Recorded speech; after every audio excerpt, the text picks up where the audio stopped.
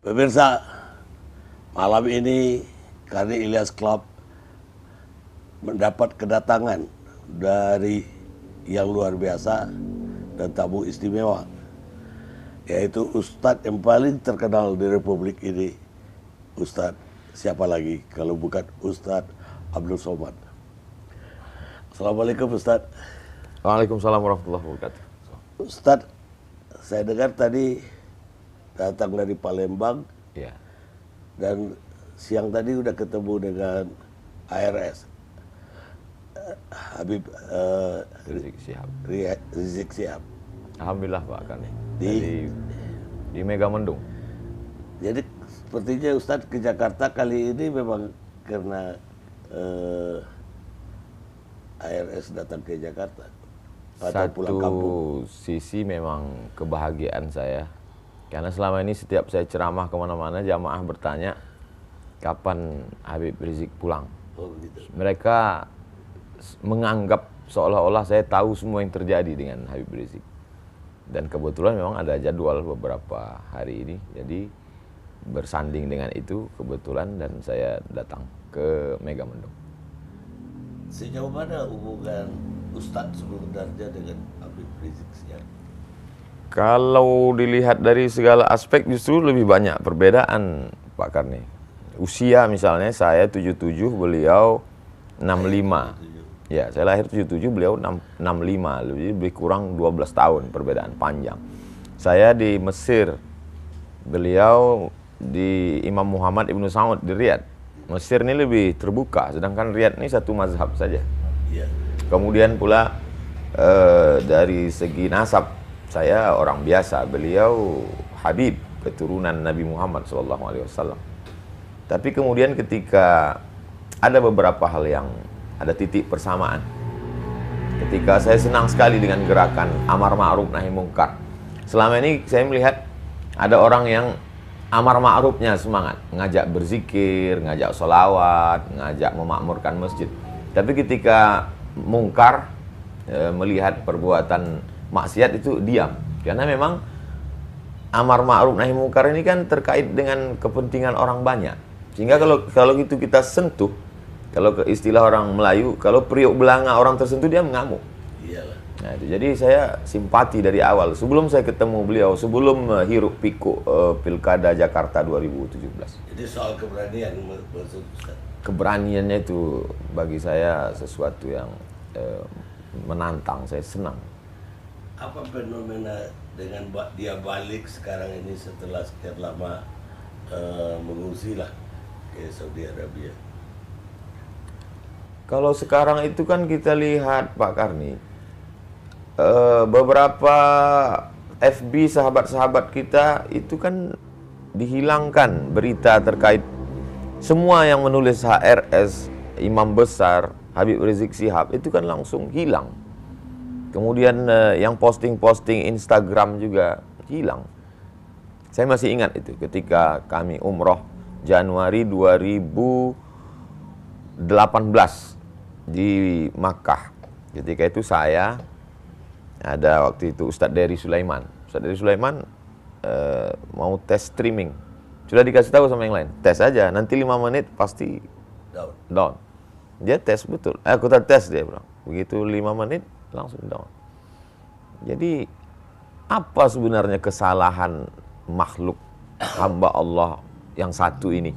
Berapa triliun negeri ini sudah dirugikannya? Apa BUMN yang pernah dia jual? Jadi bagi saya itu sesuatu, sehingga sampai menyebut namanya pun, menulis namanya pun.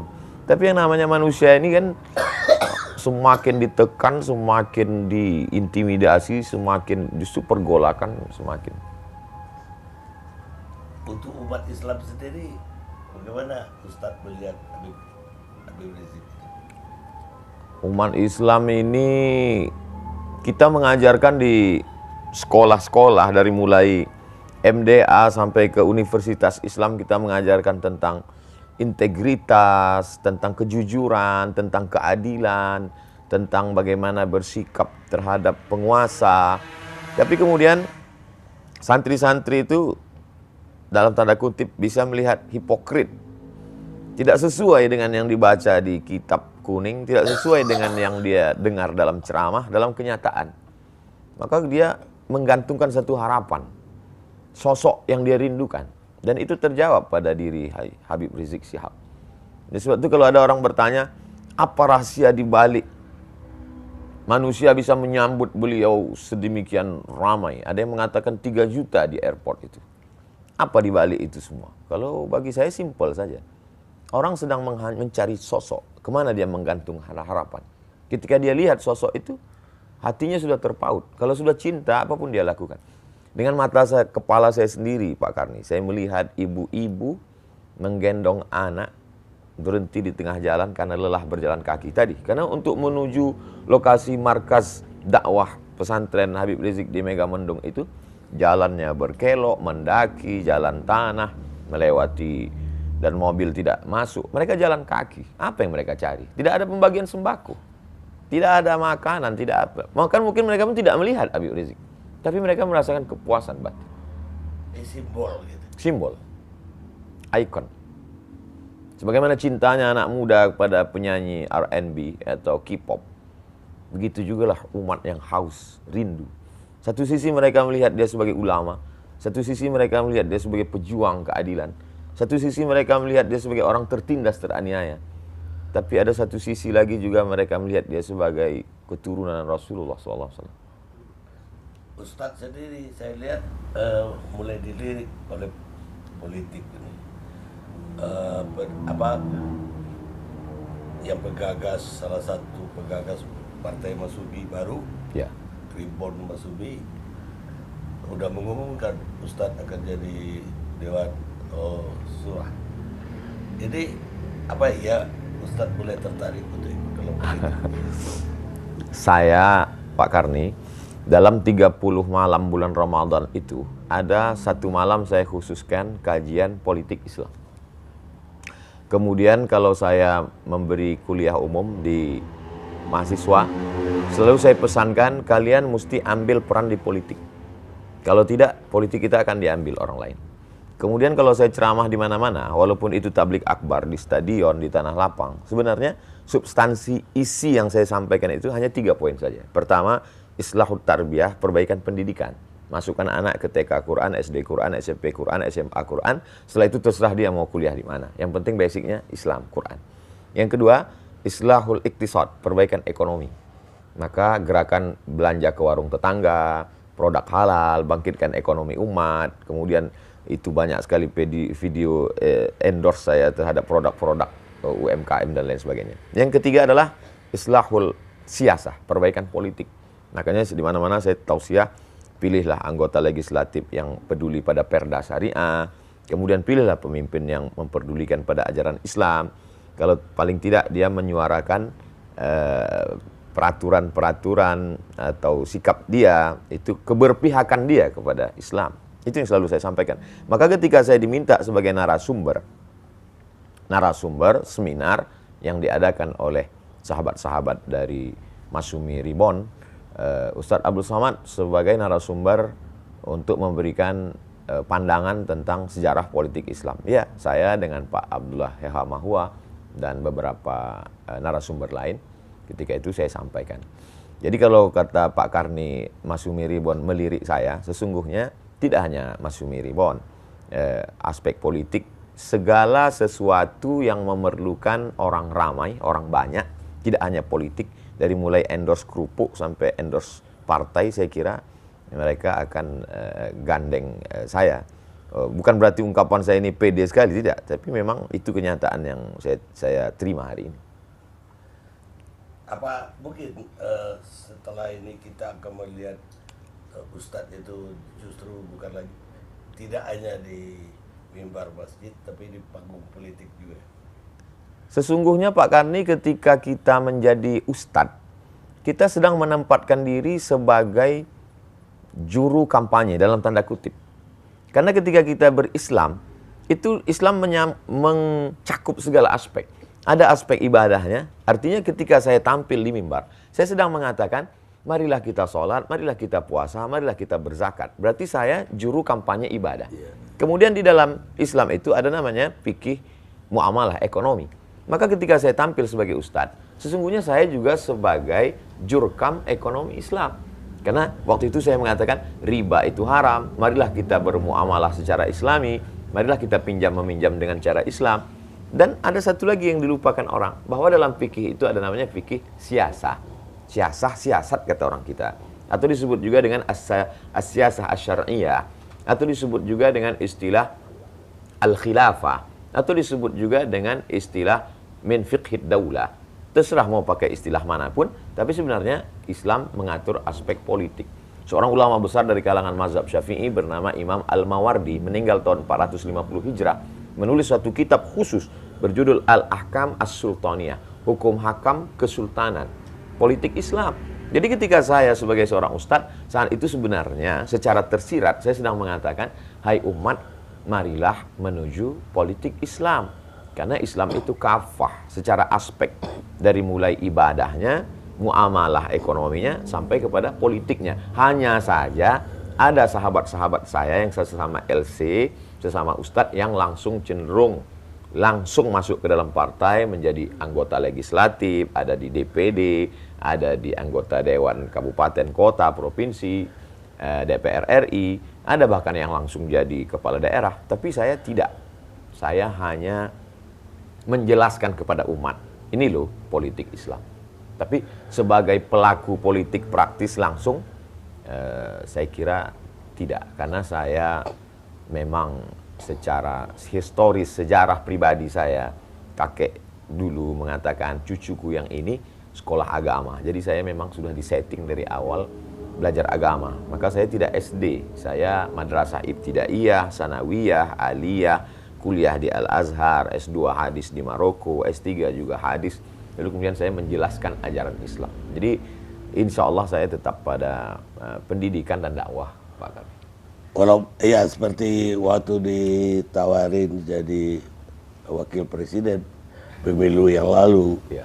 kan Ustadz mengatakan Ustadz mau jadi berdakwah aja, Dakwah. mau jadi Ustadz aja, tidak mau jadi wakil presiden atau orang praktisi politik lah. Politik.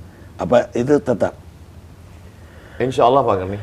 Jadi saya mensupport kawan-kawan, sahabat-sahabat saya, bagi-bagi tugas. Ada yang jadi penjaga gawang, yang mengajarkan kitab kuning di pondok-pondok itu mereka tidak pernah tampil ke depan. Menurut saya ini adalah penjaga gawang. Lalu kemudian ada yang menjadi back, ini yang menjadi anggota legislatif, ini mereka adalah backnya. Mereka membackup ini ajaran Islam di parlemen. Lalu kemudian ada yang menjadi striker, penyerang di depan, yang langsung tampil di depan mempengaruhi umat.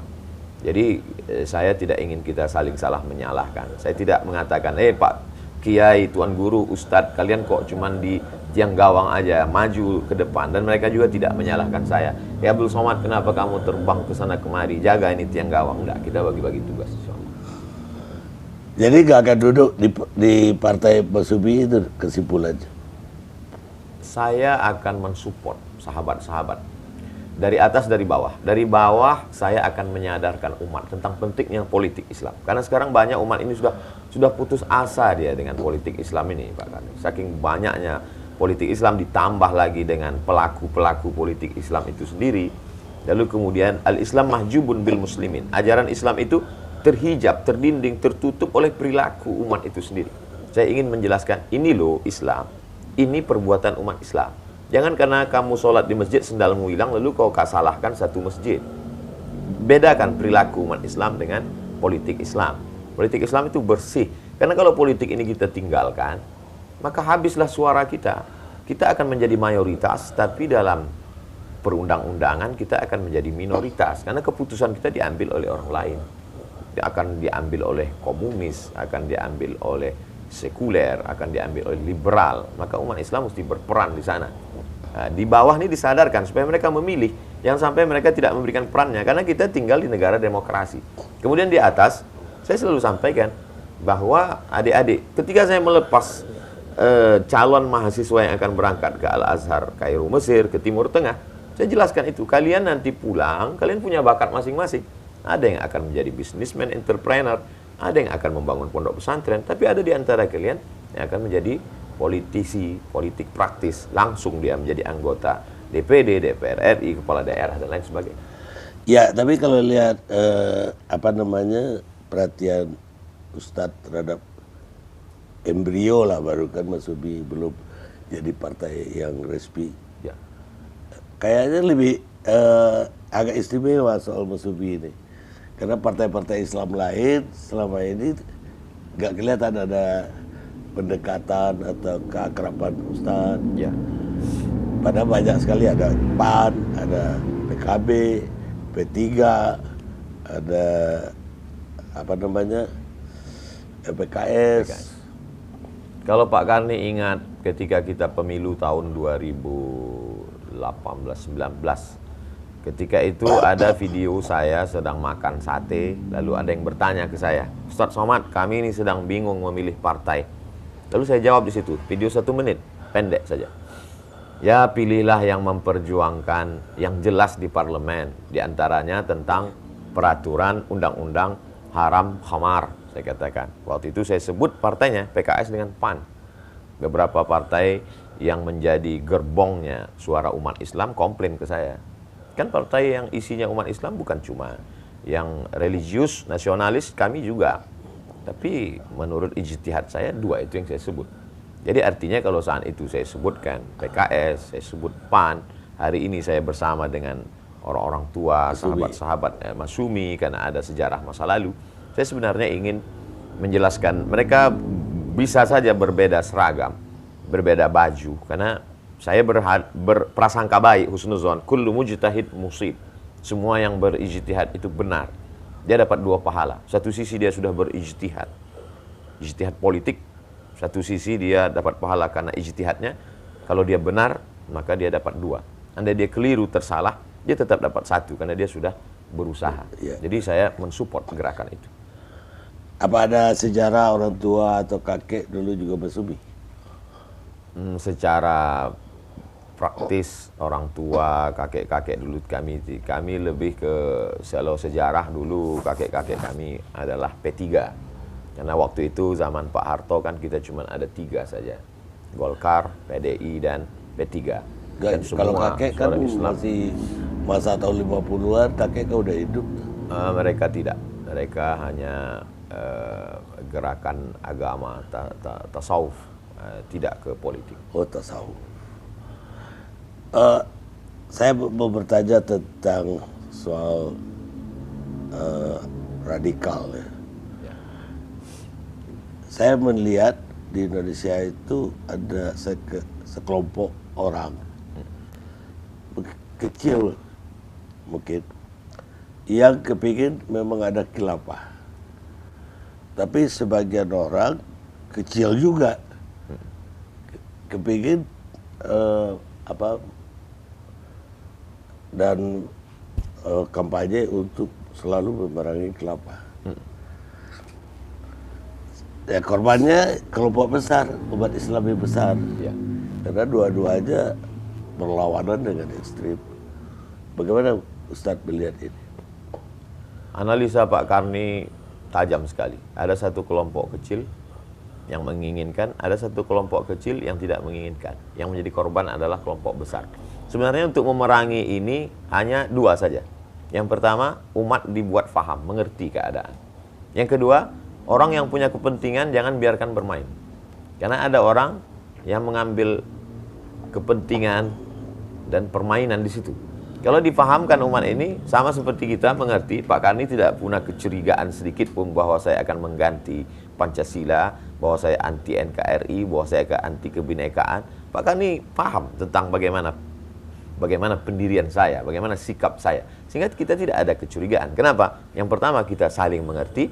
Yang kedua, bahwa kita tidak ada kepentingan.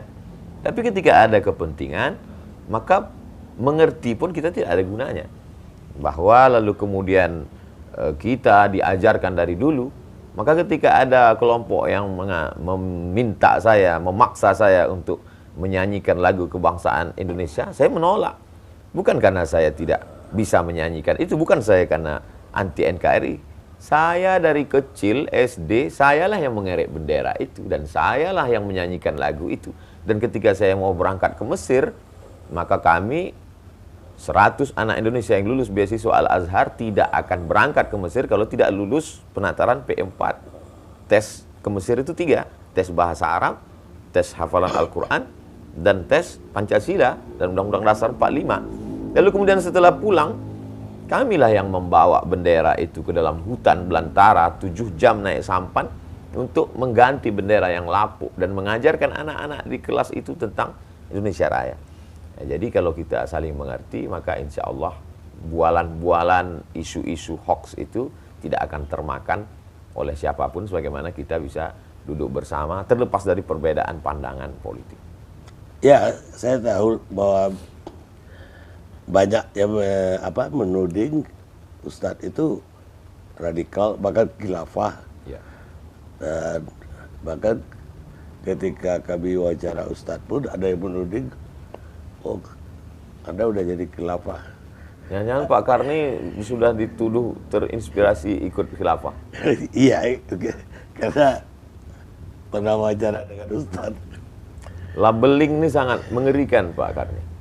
Jadi kalau kita lihat sekarang, kalau ada orang tidak suka sesuatu, langsung dia berikan label anti NKRI, radikal, khilafah. 3 ini seperti. Jadi kalau kita mundur ke belakang, kita bisa lihat bagaimana apa yang dialami oleh Haji Abdul Malik Karim Amrullah. Ketika pada rezim Orde Lama, zaman itu label yang paling sangat manis untuk menjatuhkan orang adalah dengan mengatakan dia akan menggulingkan kekuasaan, menjual negara Republik Indonesia ke Malaysia, lalu kemudian akan membunuh presiden dan lain sebagainya. Itu pernah dialami Buya Hamka. Lalu kemudian hari berganti, musim berubah, masuk orde baru, dan ketika itu muncul label baru yang disebut dengan komando jihad. Siapa saja, bahkan Buya Hamka kena label itu. Sampai Buya Hamka akhirnya melepas pecinya, dia bantingkan. Kalau ada komando jihad itu, maka akulah komando jihad itu, kata Buya Hamka. Jadi sejarah label ini saya kira perlu dituliskan dalam tulisan yang menarik atau buku sekalian tentang bagaimana label-label ini untuk menjatuhkan orang lain. Seperti perbuatan anak kecil dulu, kita waktu masih SD, kita tulis kertas, kita tempelkan di belakang orang. Kita sedang label. Itulah yang terjadi pada saya dan pada saudara-saudara saya dan sahabat saya. Kami amat sangat cinta pada negara kesatuan Republik Indonesia. Ya, karena itu saya ingin bertanya bagaimana tanggapan Ustadz ketika Ustadz itu mengalami banyak sekali, ada persekusi, Ya. ada ya kayak tadi dihadang, bahkan ada khotbahnya jadi dibatalkan, Ya. segala macam lah, bahkan tidak diterima di satu daerah. Ini apa tanggapan Ustadz terhadap ini semua? Saya mengalami sendiri Pak Karni, beberapa tempat itu bahwa ada sekelompok anak muda, tapi kemudian itu sebenarnya bukan suara masyarakat. Ambil contoh kasus Bali, itu bukan suara masyarakat Bali. Buktinya tablik akbar itu terjadi, terwujud, dan saya ceramah di dalam masjid, dan di situ ada Raja Bali hadir waktu itu. Sekarang kalau masih mau dicari di Google bisa, Abdul Somad Raja Bali, enter. Beliau duduk minum kopi bersama dengan saya, dan beliau yang duduk di situ. Padahal beliau Hindu. Beliau menjamin selama saya ada di sini, Ustaz Abdul Somad aman ceramah. Artinya 2 tadi, pemahaman yang mesti dibenarkan, yang kedua mesti diluruskan, dibetulkan, yang kedua jangan ada kepentingan. Karena sekelompok orang ini bermain di bawah atas nama kepentingan. Kalau kita lepas dari ini, maka fitnah-fitnah ini akan hilang dan kita bisa jaga keberaneka-ragaman kebangsaan kita ke depan. Kita mesti bangun bangsa ini karena kita begitu amat sangat banyak suku, multi etnis, multi bahasa, multi agama. Kalau ini dipelihara konflik ini, kita na'udzubillah, ini fitnah besar. Jangan sampai ini terjadi pada umat dan bangsa ini. Iya, tapi sebaliknya juga dari kelompok Islam juga ada kecurigaan terhadap bangkitnya kembali komunis misalnya. Ya. Ustadz bagaimana melihat, memang ada gejala apa komunis ini akan bangkit? Saya kira mesti ada kejujuran Pak Karni. Jadi kejujuran bagaimana kenapa orang yang mengibarkan bendera la ilaha illallah dilarang, ditangkap, dikriminalisasi?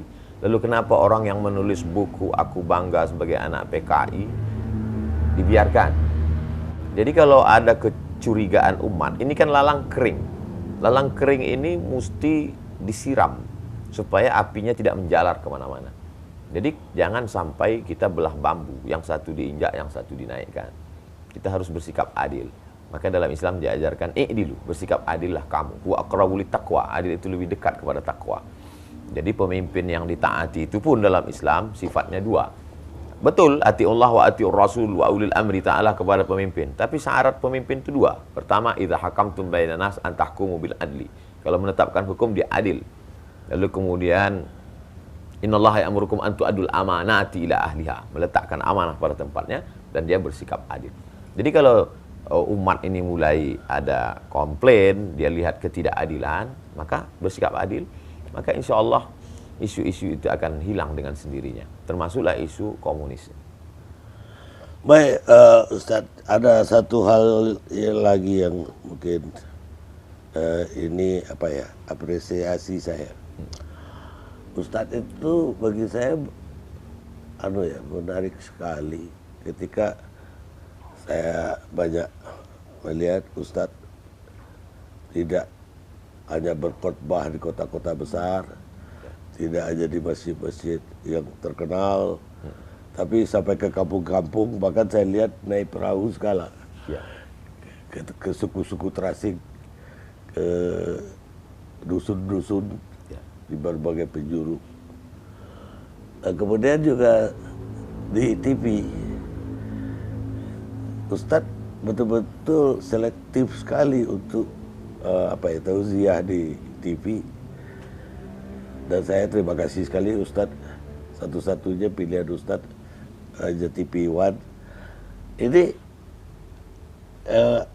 tujuan Ustadz bagaimana ini? Apa yang mendorong Ustadz begitu? Saya dulu cita-cita saya simpel saja Pak Karni. Saya pulang, saya ingin beli tanah yang di kampung itu tidak ada ustadznya. Lalu kemudian saya akan buat kolam ikan, tanam cabai, tanam bawang, tanam kangkung. Saya menjadi guru mengaji. Syukur-syukur rezeki berlebih, saya bisa buka pondok pesantren. Simpel saja dulu. Tapi kemudian almarhumah ibu saya mengatakan, kau kan S2, baguslah kau tinggal di ibu kota provinsi. Saya bilang kita tak punya channel, kita tak punya kenalan. Gimana mau mengajar di kampus? Allah kasih jalan, kata dia. Jadi ketika saya pulang, kebetulan di bulan itu buka tes PNS. Lalu saya lulus. Saya kemudian memberikan tausiah, ceramah dari masjid-masjid ke surau. Lalu kemudian ditakdirkan Allah viral. Tapi saya tetap pada cita-cita pertama. Maka ada salah seorang sekda, sekretaris daerah yang seminar di Jepang. Sampai di Jepang dia ketemu dengan rektor Universitas Hasanuddin. Lalu Bapak rektor ini bertanya kepada Pak Sekda salah satu kabupaten. Dia tanya, kenal Ustadz Abdul Somad dari Riau? Saya selalu tonton dia di YouTube. Rupanya Pak Sekda kabupaten tadi tidak kenal dengan saya. Tapi mau bilang tidak kenal malu, karena masa orang Makassar bisa kenal, dia yang sekampung tidak kenal. Akhirnya saya diminta datang. Saya pun datang. Ustadz ceramah di ibu kota kabupaten ini. Saya katakan saya sudah ceramah 5 tahun bolak-balik sini. Bapak aja yang tak pernah datang. Tapi kalau Bapak mau suruh saya ceramah, kasih saya jadwal menelusuri sungai ini sampai ke suku Akit yang belum beragama. Saya akan isi 6 pengajian. Kajian subuh, kajian duha, kajian zuhur, kajian asar, kajian maghrib, kajian isya. Kasih saya seminggu. 6 hari, 6 kali 6, 36 titik. Mereka susun 36. Kepuasan saya ada berada di situ. Maka ketika ada mahasiswa mengajak saya masuk ke suku Talang Mama, saya masuk. Dari Pekanbaru 5 jam, masuk ke dalam 7 jam. Sampai hari ini, dalam setahun itu saya khususkan ada 2 bulan, saya masuk ke pulau-pulau. Sahabat-sahabat mengajak saya dari Dompet Duafa, dari Dewan Dakwah, dan lain sebagainya. Dewan Dakwah salah satu yang konsep. Ada kepuasan batin saya di sana. Mana memang tujuan awal saya, yaitu bahwa dulu ketika di Mesir, Pak Karni, kita waktu itu krisis, kesulitan. Dan ada orang Mesir itu dia punya peternakan ayam, namanya Muhandis Abdus Salam. Dia kaya sekali. Setiap bulan, krisis moneter kami sulit dapat kiriman. Dia yang memberi kami bantuan. Di samping beasiswa Al-Azhar. Suatu ketika sedang berkumpul kami datang bertanya ke Muhandis Abdus Salam. Apa yang doa engkau inginkan dari kami? Biasanya orang kalau dia kasih uang, dia minta doakan saya. Kata dia, jangan doakan saya. Kamu nanti pulang ke negerimu, kamu sebarkan saja Islam ini ke kampung-kampung. Karena saya pernah sampai ke sana, di kampungmu masih ada orang yang belum pakai baju, kata dia. Sampaikan. Jadi apa yang saya lakukan hari ini adalah janji saya pada kakek-kakek saya dulu, kemudian pada orang Mesir yang dulu pernah berbuat baik pada kami. Tentang televisi, Pak Karni, TV One bukan satu-satunya tempat yang pernah saya menyampaikan tausiah. Saya pernah di televisi ini, saya pernah di televisi anu. Lalu kemudian ceramah saya diatur, saya harus pakai baju ini. Di menit sekian saya mesti tertawa, di menit sekian saya mesti menangis. Saya tidak bisa begitu. Saya tidak bisa begitu. Ceramah saya tidak bisa diatur. Saya menemukan kebebasan di TV One. Kalau Anda satu zaman, satu masa, satu bulan nanti TV One memberlakukan saya seperti itu, saya mesti diatur menangis di menit kemudian, saya tidak boleh bicara ini. Mungkin saya akan keluar dari TV One dan saya lebih memilih ceramah di channel Pak Karni Ilyas. Itulah selama saya jadi pemberatnya nggak ada peraturan begitulah. Untuk yang lain pun tidak. Tapi gini, Ustadz sendiri dari Aliyah, dari Madrasah Ibtidaiyah, Aliyah, sampai akhirnya sekolah ke beberapa negara. Ya. Ke Al-Azhar, ke Maroko, ke Sudan terakhir. Sudan. Ini beasiswa semua atau biaya dari mana? Pada tahun 1998, Indonesia mendapat jatah 100 beasiswa ke Al-Azhar Kairo, gratis, selesai S1. Saya ikut tes, waktu itu untuk Provinsi Riau, Aceh, Sumatera Utara, tesnya di Medan. Saya lulus. Dapat beasiswa, tiket ditanggung oleh Al-Azhar Kairo. Lalu kemudian setelah itu ada lagi namanya Agence Marocaine Coopération Internationale, AMCI. Itu memberikan beasiswa untuk anak Indonesia 15 orang. Dan saya mengirimkan berkas, ijazah, transkrip nilai. Saya termasuk pemburu beasiswa, Pak Karni. Saya cari, dapat, saya kirim, dan saya diterima di Darul Hadis, sebuah lembaga yang didirikan oleh Raja Hasan II. Ayah dari raja yang sekarang, Raja Muhammad VI. Lalu setelah itu, saya pun lulus jadi dosen. Ada namanya program 5.000 doktor, Pak Karni, yang dikeluarkan Kementerian Agama. Adik kelas saya lulus, dapat beasiswa 5.000 doktor. Lalu dia datang ke saya, Bang, saya dapat beasiswanya besar, 1 tahun 200 juta. Berarti kalau 4 tahun bisa 800, kata dia. Beasiswa ditanggung full. Saya pun ajukan. 3 tahun saya ajukan, Pak Karni. 3 kali 3 tahun nggak dapat. Tak tahu apa kesalahan. Padahal saya sudah terdaftar. Sampai pernah datang Pak Dirjen dengan Pak Rektor. Pak Rektor nanya ke Pak Dirjen, ini Abdul Somad ini sudah 3 kali ngajukan, kenapa nggak dapat beasiswa? Nggak tahu kenapa. Sampai akhirnya suatu hari saya pergi dalam perjalanan dakwah di airport Cengkareng, saya ketemu dengan seseorang di toilet. Dia mau keluar, dia lihat saya, Ustaz Abdul Somad ya? Iya, kata saya. Dia keluarkan kartu namanya, saya dari Surabaya. Ustadz mesti doktor. Ustadz daftar S3 dimanapun di seluruh dunia ini, saya tanggung sampai selesai. Tiket pesawat, semua biaya. Nih, datang ke saya. Seolah-olah Allah Ta'ala ingin mengatakan kepada saya, Abdul Somad 3 kali kau ajukan ke Kementerian Agama tidak lulus. Nih, ku kasih cash. Kalau aku berkehendak, aku bisa. Ketemunya di toilet lagi, di tempat setan. Bisa ketemu malaikat di tempat setan. Tapi alhamdulillah Pak Karni, sampai hari ini saya tidak temui itu Bapak. Nah, kartu namanya ada. Saya tidak minta. Tak tahu datang dari mana, setiap orang kasih saya uang yang dolar, saya simpan di satu amplop. Akhirnya saya kumpul itu, cukup untuk biaya kuliah saya, bahkan berlebih. Tiket pesawat saya 2 kali saya ke Sudan bolak-balik. Kuasa Allah SWT. Betul, kata ibu saya dulu, almarhumah, rezeki itu tak berpintu, nak. Kalau kau lulus PNS ini, berarti disitulah letak rezekimu. Andai kau tak lulus, rezeki Allah akan datang dari pintu yang lain. Saya yakin dengan itu. Itu sebenarnya cara Allah untuk meyakinkan saya. Yang selama ini kau belajar di Azhar, sudah kau baca hadisnya, sudah kau hafal ayatnya, tapi kau belum ketemu di alam nyata. Saya banyak mengalami hal-hal yang di luar logika akal. Salah satunya adalah selesainya saya bisa menyelesaikan S3 ini Pak Kani. Saya waktu itu tidak punya kesempatan. Saya sudah terdaftar. Referensi saya sudah penuh kamar itu. Buku-buku dikirim oleh kawan-kawan saya. Karena disertasi saya tentang kontribusi Syekh Hasyim Asy'ari dalam penyebaran hadis di Indonesia. Teman-teman saya memberikan buku dari Pulau Jawa, dari pondok pesantren di Jawa tentang Mbah Hasyim. Tapi saya tak punya waktu, kesempatan. Sampai akhirnya video saya dengan Pak Prabowo viral. Wawancara di TV One. Lalu kemudian ketika itu menjadi viral, ternyata politik ini tidak sesimpel yang kita bayangkan. Maka mau tidak mau, jadwal ceramah saya 4 bulan mesti hilang sejak pertemuan itu. April, Mei, Juni, Juli.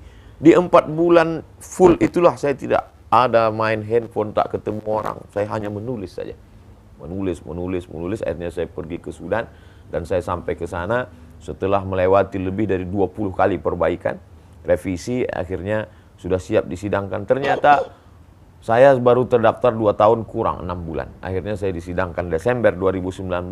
Dan bulan Februari saya datang ke Brunei Darussalam, sudah siap kertasnya diserahkan oleh rektor.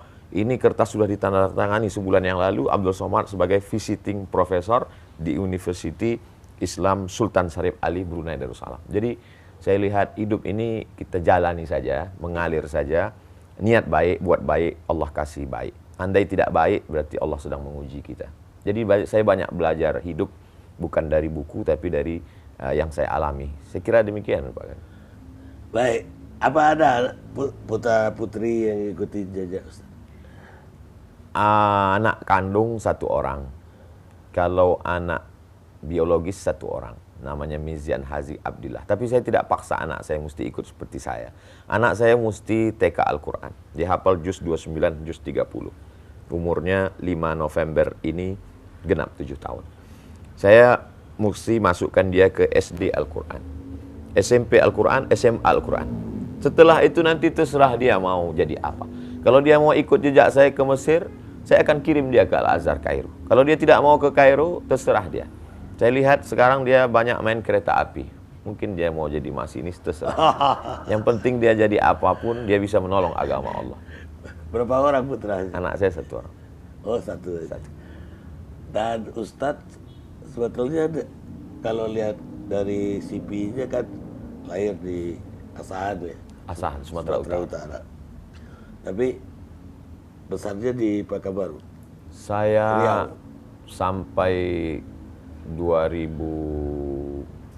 1900 saya kuliah sekolah di SD di Kisaran, ibu kota Kabupaten Asahan. Lalu setelah itu melanjutkan ke Madrasah Sanawiyah Mu'allimin Al-Jamiatul Wasliyah Jalan Sisinga Mangaraja Medan sampai 1995.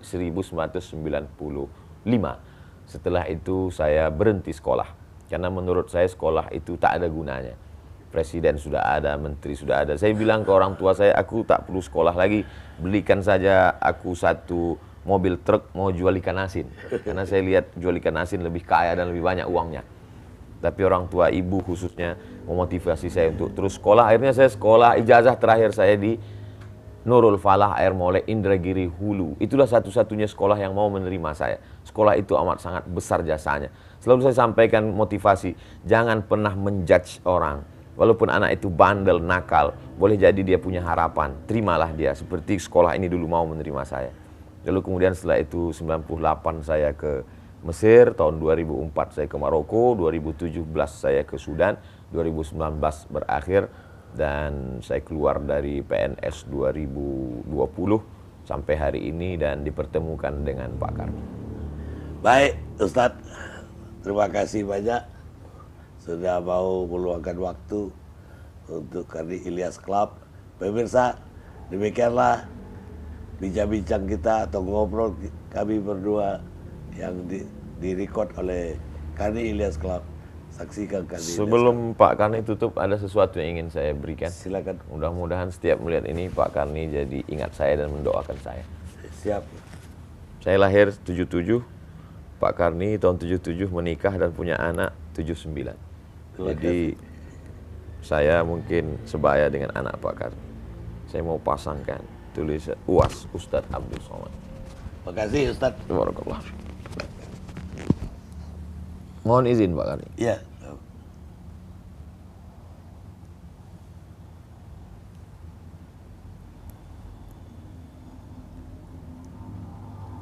Barakallah.